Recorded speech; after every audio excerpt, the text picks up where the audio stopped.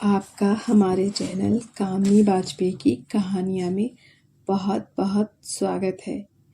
आइए सुनते हैं कहानी मैं नहीं बेवफा कहानी का तीसरा और अंतिम भाग।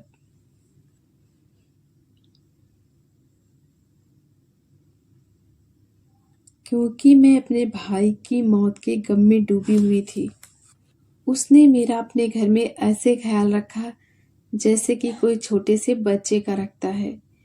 मेरा हर आंसू अपनी पलकों पर लिया है। पर जब उसे ये पता चला कि मैं माँ बनने वाली हूँ, तो उसने मुझे बेवफा समझ मुझे मेरे घर छोड़ गया। मैंने बहुत कोशिश की कि मैं अपनी बदनसीबी की दास्तां उसे सुना पाऊँ। मैं बेवफा नहीं, मेरा भाग्य ही बेवफा है। पर उसने मेरी एक न सुनी। तान्या ने आश्चर्य से पूछा, तो फिर ये बच्चा किसका है? तान्या, आज तक मैंने ये बात किसी को नहीं बताई। जिसे बताना चाहा था उसने सुना ही नहीं। सोचा था ये राज अपने तक रखूंगी, पर आज तुम जाने बिना नहीं मानेगी। तो सुन, नीता ने उसे जो बताया कि उसके पांव के तले की जमीन ही खिसक गई, मानो आसमान से बिजली सी गिरी। दोनों बहनों को उस रात नींद नहीं आई। सुबह के 5 बजे नीता उठकर बाथरूम की तरफ जा रही थी कि उसे चक्कर आ गया और वह वहीं पर गिर पड़ी। तान्या दौड़कर उसके पास गई। उसने मामी और मामा को जोर जोर से आवाज लगाई। दोनों भागते हुए नीता के कमरे में पहुंचे तो देखा नीता बेहोश पड़ी थी। सब लोग उसे लेकर अस्पताल पहुंचे। डॉक्टर ने उसका चेकअप किया तो पता चला कि उसका बच्चा मर चुका है और उसकी हालत ठीक नहीं है। कुछ कह नहीं सकते। सब लोग बहुत ही परेशान थे। नीता के मम्मी पापा का तो रो रो कर बुरा हाल था।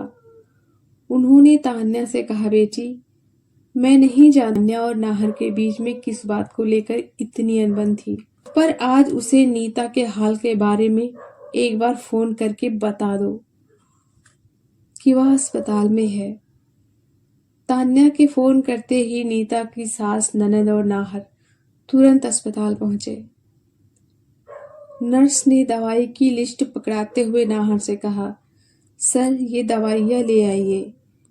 नाहर दवाई लेने के लिए मेडिकल स्टोर की तरफ चला तो तान्या भी उसके पीछे पीछे चल दी। जीजा जी, मुझे आपसे कुछ बात करनी है। आपको कुछ बताना है। प्लीज आप दवाएं देकर जल्दी वापस आइए।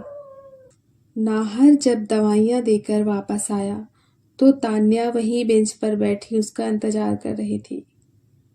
वह भी वहीं बैठ गया। कहो तान्या, क्या कहना था तुम्हें?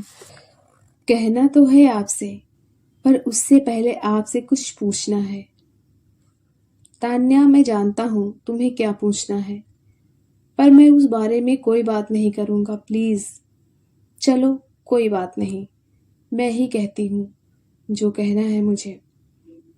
वो बच्चा जो इस दुनिया में आने से पहले ही चला गया, वो बच्चा नीतीश भैया का था। क्या? ये सुनते ही नाहर पर बिजली से गिरी। उसका मुंह खुला का खुला रह गया। हाँ जीजू, उस दिन घर पर कोई नहीं था, दोनों अकेले ही थे। वो अपने बंद कमरे में बैठे जोर जोर से रो रहे थे। नीता दीदी ने दरवाजा खोल दिया और ऐसा अनर्थ हो गया। जब भैया अपने होश में आए तो उन्हें अपनी इस गलती का एहसास हुआ। उन्हें इससे इतनी आत्मग्लानि हुई कि उन्होंने छत से कूदकर अपनी जान दे दी। और आज मेरी दीदी भी जिंदगी और मौत के बीच झूल रही हैं। नीता की सच्चाई जान नाहर बेचैन हो उठा। उसने तान्या से कहा, तान्या, नीता को कम से कम मुझे सच्चाई तो बतानी चाहिए थी ना। उसने कोशिश की थी, पर आपने उसे एक मौका तक नहीं दिया था। याद है आपको? अगर आप उसके साथ होते तो शायद किसी तरह से ये दर्द सह लेती वह, पर आपने तो उसे बीच मझधार में ही छोड़ दिया।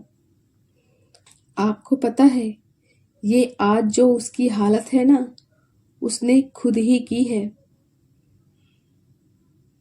इस हालत में भी उसने अपने साथ बहुत ज्यादती की। उसने इतने महीने आपके बिना कभी ठीक से एक दिन खाना तक नहीं खाया, बस जिंदा है किसी तरह। कल सारी रात हम दोनों बहनें सो नहीं पाईं। वह बार बार मुझसे कह रही थी कि मैं नाहर के बिना नहीं जीना चाहती, मैं मर जाना चाहती हूँ। नाहर अपने हथेलियों से अपना चेहरा ढककर देर तक रोता रहा। फिर तान्या से बोला, तान्या, मैं नीता को कुछ नहीं होने दूंगा। मैं अपनी गलती की माफी मांगूंगा। मैं अपनी गलती की माफी मांगूंगा उससे। उसका दिल बहुत बड़ा है, वह जरूर माफ कर देगी मुझे। तब तक नाहर की बहन उन दोनों को ढूंढती हुई आई तो देखा नाहर की आंखें रो रो कर लाल हो गई थी। भैया भैया, भाभी को होश आ गया है। यह सुनते ही तीनों भागते हुए अस्पताल के अंदर पहुंचे तो नाहर की मां ने कहा, बेटा, डॉक्टर ने अंदर ज्यादा लोगों को जाने से मना किया है, इसलिए तू अकेले ही जा। नाहर नीता के पास पहुंचा तो वह आंखें बंद कर लेटी हुई थी। वह उसके चेहरे को अपलक निहार रहा था। नाहर की आंखों से टपकते हुए आंसू नीता के चेहरे पर जा गिरे तो नीता ने आंखें खोलकर देखा कि सामने नाहर खड़ा था और उसकी आंखों से अविरल अश्कों की धारा बह रही थी। नीता भी रोने लगी। फिर उसने धीरे से कहा, नाहर, तुम आ गए। मुझे तो लगा था कि ये आंखें तुम्हें देखे बिना ही बंद हो जाएंगी। उसके आखिरी शब्द पूरे होने के पहले ही नाहर ने उसके होठों पर अपना हाथ रख दिया। नीता ने नाहर का हाथ अपने मुंह से हटाते हुए कहा, नाहर, बेवफाई तो मुझसे मेरी किस्मत ने की है। मैंने आपसे कभी बेवफाई नहीं की। मैं नहीं बेवफा। आपका हमारी कहानी सुनने के लिए बहुत बहुत धन्यवाद। आपको हमारी कहानियाँ कैसी लगती हैं? कमेंट करके ज़रूर बताएं। अगर आप हमारे चैनल पर नए हैं तो प्लीज़